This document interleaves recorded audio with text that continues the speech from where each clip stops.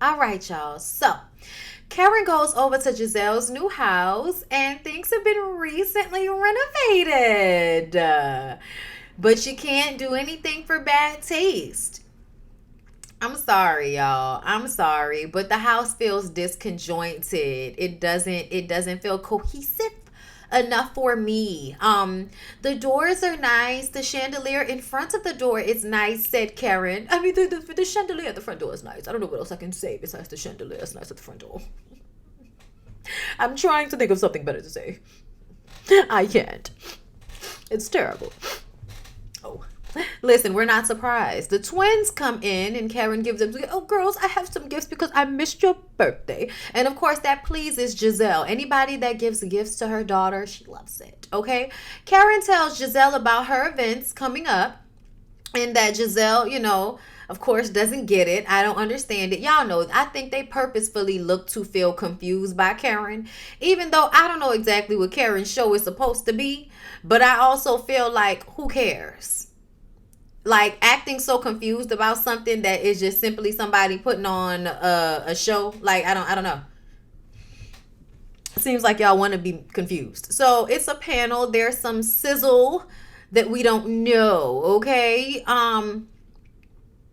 Okay, wait, there's a panel, there's some sizzle, and then whatever else is happening, we don't know exactly. I don't know. Karen's going to figure it out. Giselle asks how Mia and Karen are since the trip. And Karen says, listen, I like Mia because she owns her shit. Okay, me and Mia are fine. I'm like, Mia does not own her shit, Karen, but okay. Like, sometimes she does, but she does a lot of lying. And it doesn't make sense to own that you've lied after you repeatedly lie. Like, it's go what? Oh, y'all, Karen's relationship with Mia is just very baffling to me. I don't know what it's about, but I don't understand why Karen gives Mia so much grace. But she says, I do not like Jacqueline finishing her sentences for her, like she's my friend, so she can talk to me if she wants to.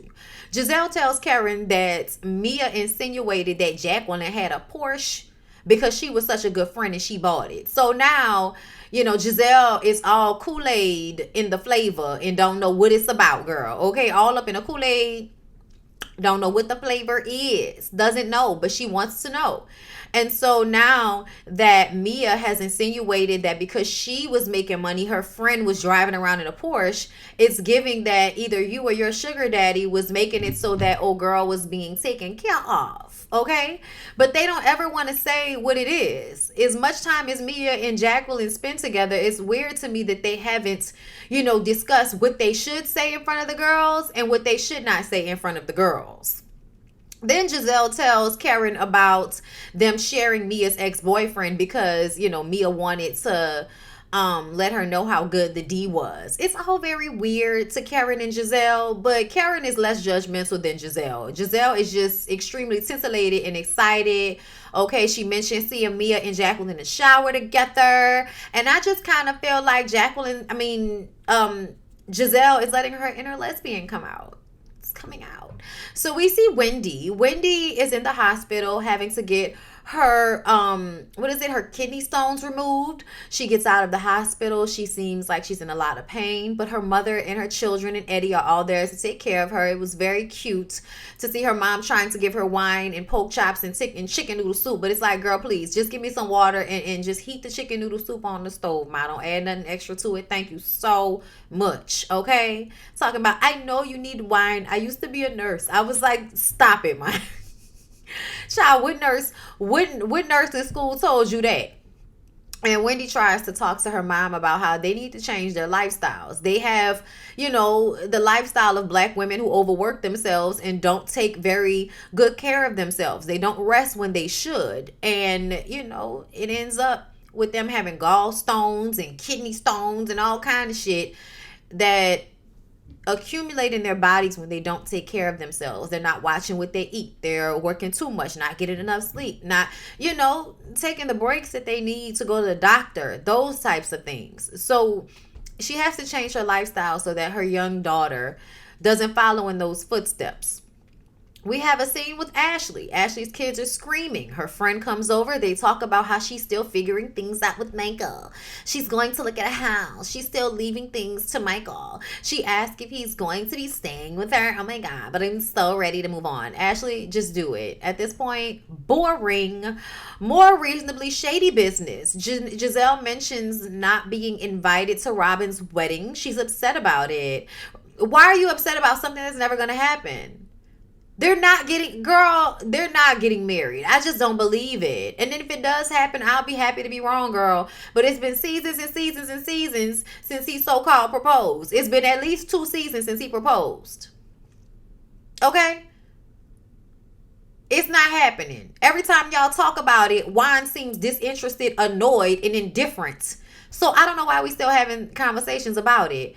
But whatever, okay? She asked if there's a date. Robin is just laughing because we know there's not a date. Robin said that she wants to talk about the prenup, but she's scared to talk about it. I don't know why you scared. He cheated on you and you lost his money. Y'all should protect both of y'all assets and y'all selves from both of those situations taking place. Candace and Trina shoot her video. It's super cute. Definitely an upgrade from the previous video. Hate if you want to. Candace is doing her thing when it comes to the music. I'm proud of her. Robin talks to Juan about the wedding. And he says the first wedding was about her. And this wedding, is probably going to be about her too. She says she's really trying to make it about them as a family. And that's the part of it that he's happy about. She brings up the prenup.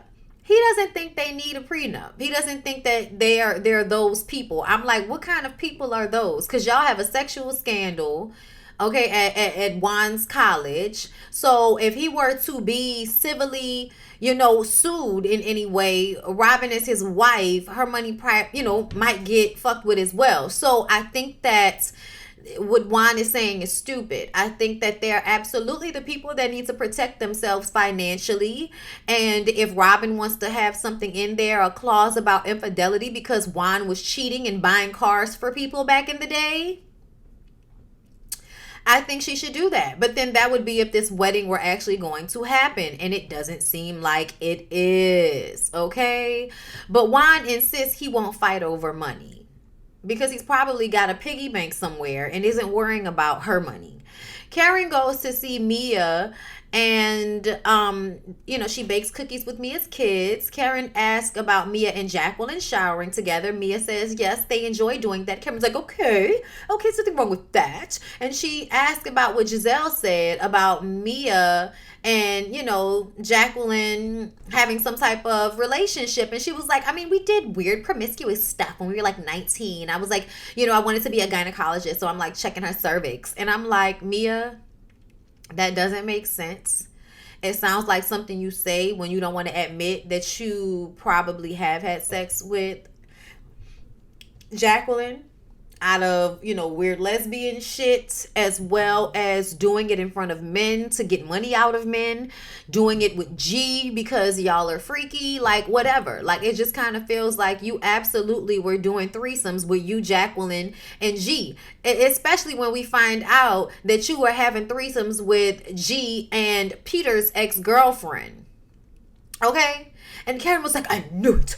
That's the reason why you were acting like that, because it just seemed too personal. It just seemed way too personal for you to throw a drink on Wendy over Peter. So it had to be something. So obviously, at some point, to me, it seems as if Wendy was trying to prove that she was, I'm sorry, not Wendy. Mia was trying to prove that she was loyal to Peter. And it may have happened because of discourse about her and G sleeping with his girlfriend, either before or after him. Child, I'm not sure. But either way, it doesn't make sense to me for you to be trying, if you have issue with Peter, if Peter have issue with you, why are you getting into it with Wendy over Peter, unless you are also fucking Peter? Like, I don't know, but I'm just not believing what Mia is saying right now. But if Karen wants to drink the tea like it's warm, that's fine. Okay.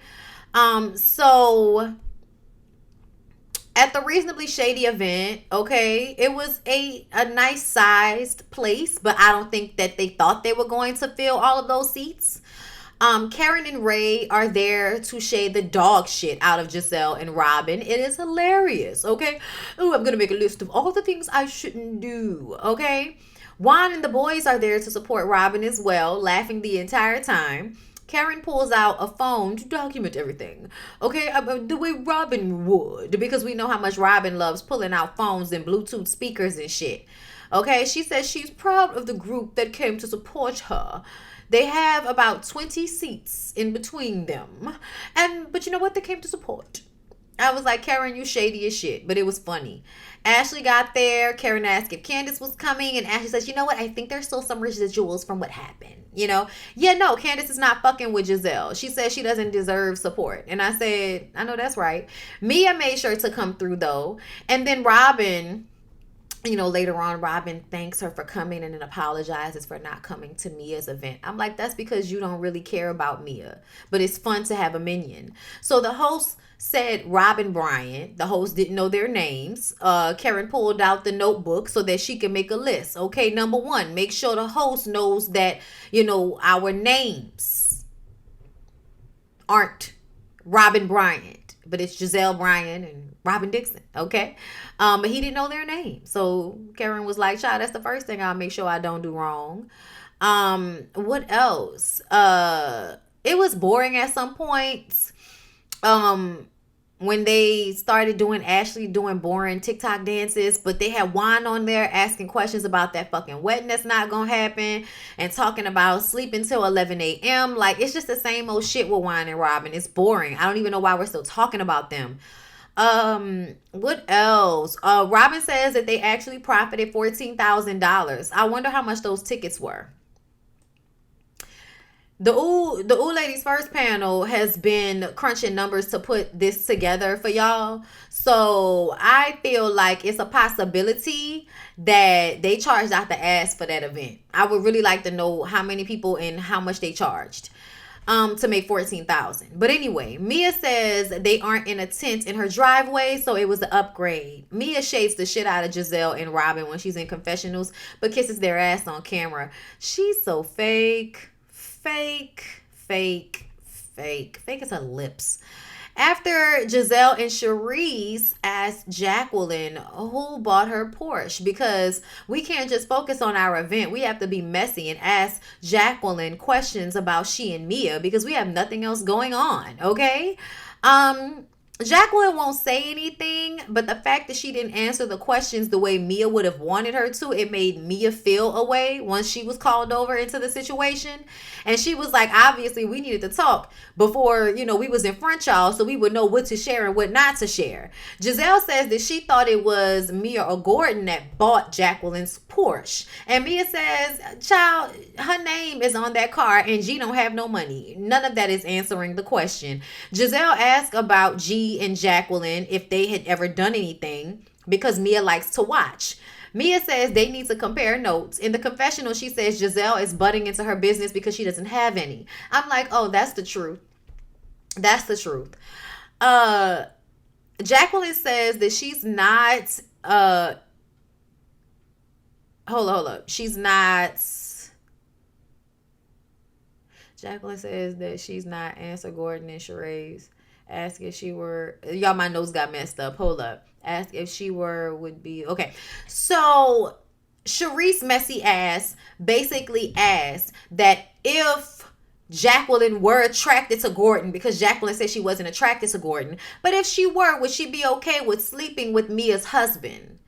Like, to ask that hypothetically, I think was a way to try to, like, showcase the type of person that Jacqueline is. Are you the type of woman to sleep with your friend's husband? Like, that was basically the question. So I just kind of feel like, shut up, Sharice, because that's not what's happening in this moment. Y'all are specifically asking her if she fucked G. She told y'all no.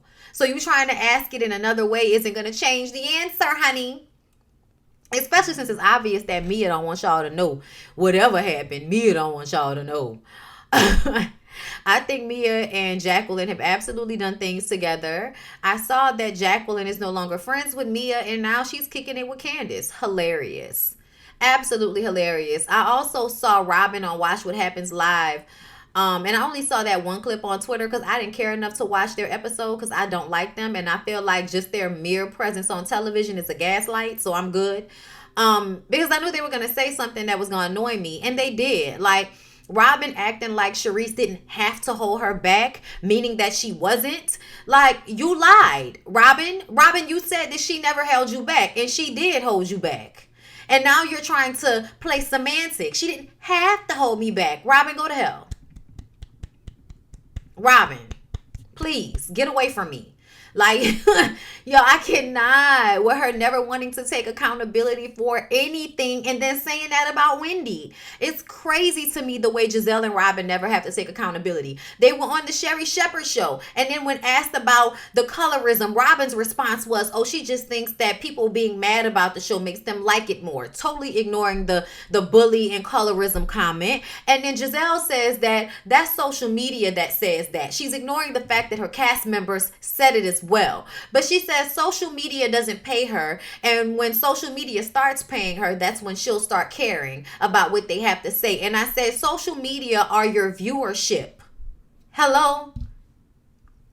But it's obvious that Giselle doesn't feel like she has to be liked on a reality TV show in order for her to have her job. And I think it's because she knows she'll be liked either way because of how she looks. She knows on some level there's always a group of people that are going to put her beauty above everything else, even though it's waning. But I'm going to leave her alone. Anyway, you guys, that's all I have. Please don't forget, like, comment, subscribe if you haven't. I appreciate y'all for stopping by. I would greatly appreciate if you guys will become members of my channel if you would like. You can go ahead and go to BondyBlueShow.com, okay? And, you know, you can become a member or whatever. See it? See it there on the screen?